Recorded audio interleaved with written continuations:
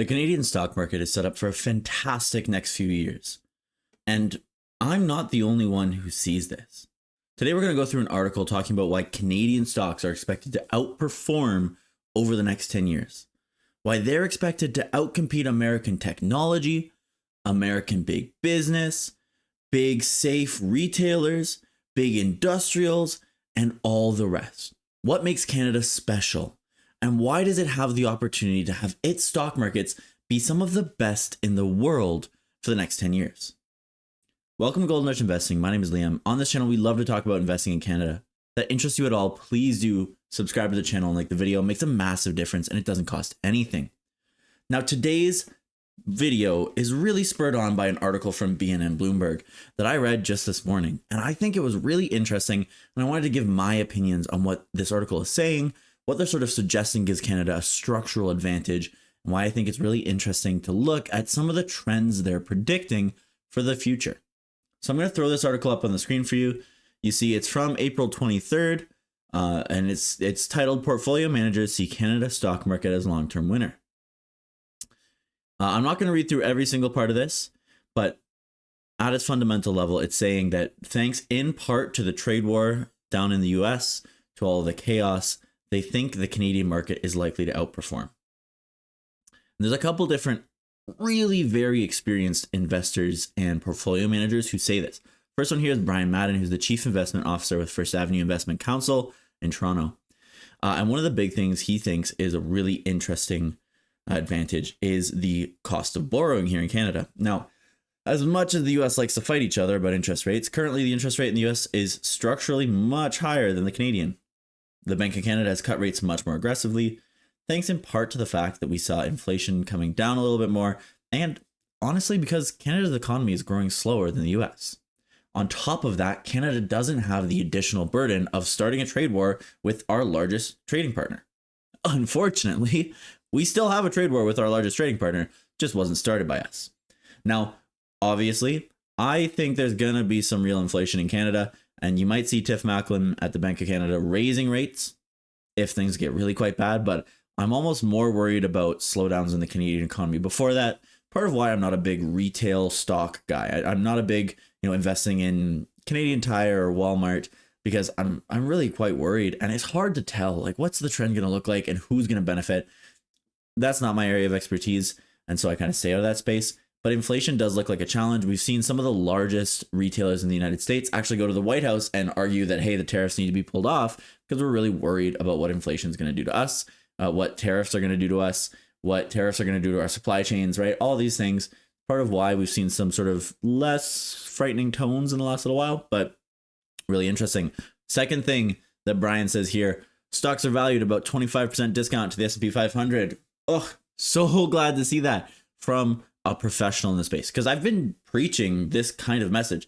Canadian stocks are a huge value. Talked a lot about energy stocks because I think they're like in the news, very newsworthy. They're sort of this like big conversation we're having as a country, but this goes for a lot of Canadian stocks. Big discount. And the nation's currency is trading below its long-term average.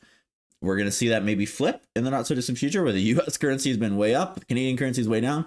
A last little while specifically, we've seen that come a little bit more in line, but a really interesting point, right? So 3 big things here, and all of that makes a country really ripe for domestic and foreign investment, and by extension, equity outperformance. I think this is huge. Another thing that's really interesting about this is that actually right now, we're going to see some like huge shifts in how the federal government, no matter who wins, right? I'm not saying, oh, I know who's going to win the election. I have no clue. But no matter who wins the election, we're going to see a structural change in how the federal government invests in the country. Both teams are saying, hey, we're going to invest in a lot of critical things for this country, not the least of which being critical minerals, but also energy, infrastructure, all these really interesting things. And I think investment in this country is the biggest thing we're lacking. It's part of why I have a channel talking about investing in Canada, because our productivity, which comes from investing in the ability to have these businesses run well in Canada. So investing in our ability to produce resources, investing in our ability to manufacture, something we're lacking. And so being in this really nice position where it's a really interesting opportunity to invest in Canada, big part of why I do this. Brian has noticed this as well.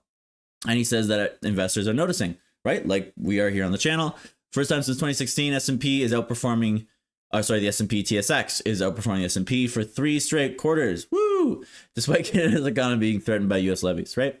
Which obviously we know as Canadian investors, right? Our stocks have been absolutely smacked around by the news headlines and just spiking stocks up 10, down 10, all over the place. Volatility's through the roof.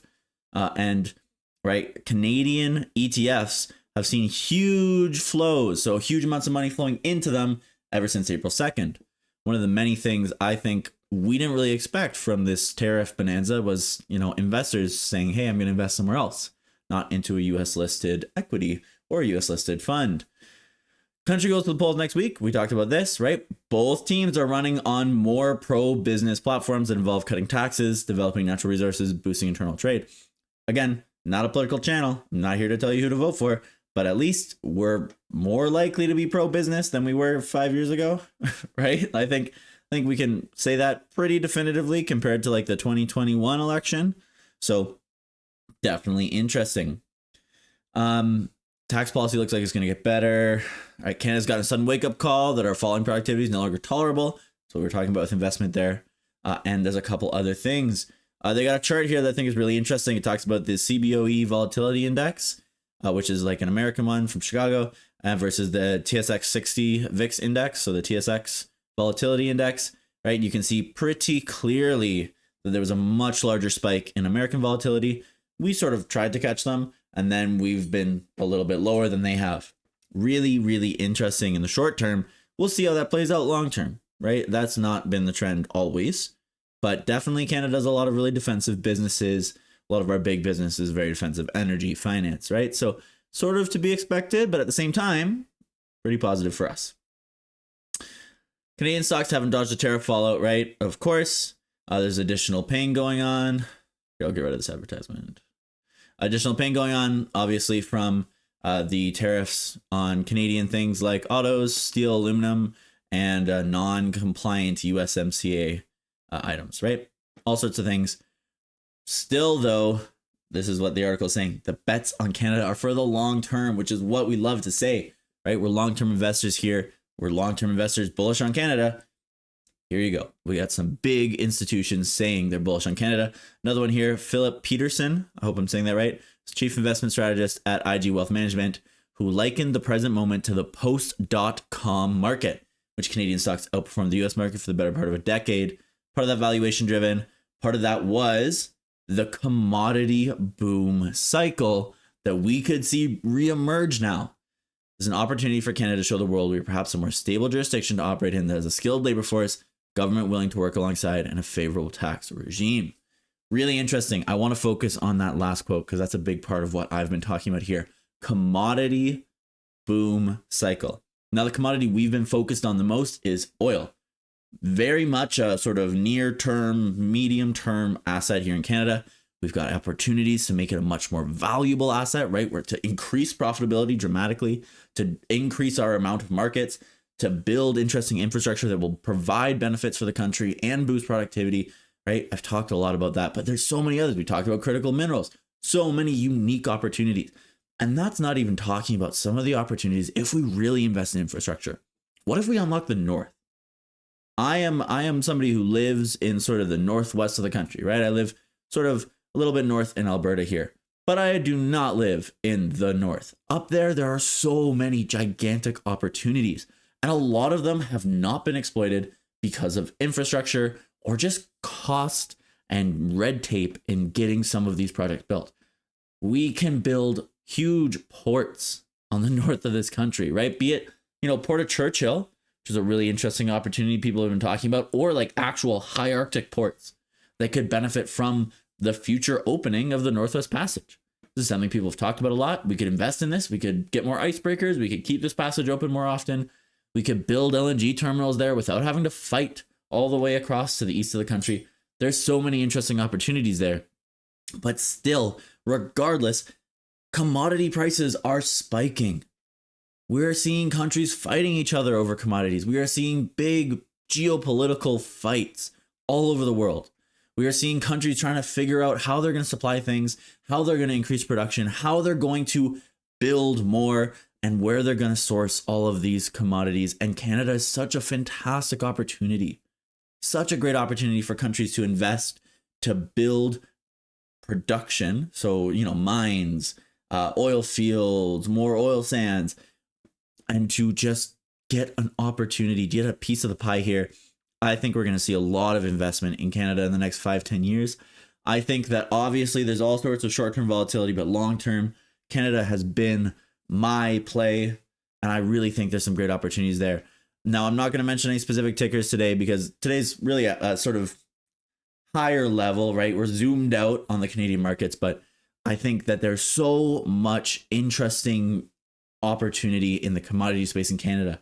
I recommend you go look at the tech earnings that came out this morning from Tech Resources. We've talked about them on the channel. They had a huge earnings, right? They beat massively, and they're seeming pretty happy about themselves, right? They went from a negative first quarter to a really positive one. We talked about Whitecap recently. They beat huge. They had a huge beat on their Q1 earnings. So there's all these companies in Canada. We've talked about, just a tiny, tiny tip of the iceberg here. So many interesting opportunities. I strongly recommend you research them. Obviously, I'm going to share my research as I do it, but go out there. What works for you? What sort of things fit in your portfolio? Are there opportunities here that you could buy into? Are you a big commodity investor, or are you looking more to invest in Canada thanks to the drop in volatility? Right? Are you thinking maybe it's safer to buy a Canadian bank or a Canadian railroad than it would be to buy the same thing in the US? Are you looking to buy Canadian ETFs because you feel that they're safer and they give you more sort of general exposure? There's so many interesting opportunities. I strongly recommend it. And as always, I am a huge believer in the Canadian opportunity, in the Canadian stock market, in the Canadian economic revival of the next 10 years.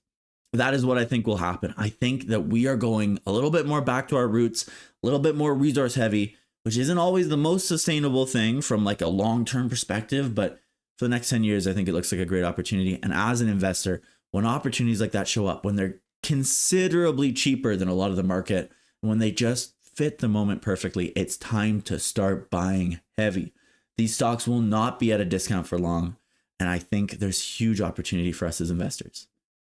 I know I said a lot in this video, but let me know in the comments. What do you think? Do you think the Canadian market has a good opportunity for the next 10 years? Do you think it's going to outperform? Or do you think that tech is still the way to go? And by that, I mean big tech, Mag 7. We saw Google report fantastic earnings. So maybe there's huge opportunity there as well. But let me know. Let me know in the comments. With that being said, I hope I see you in the next one.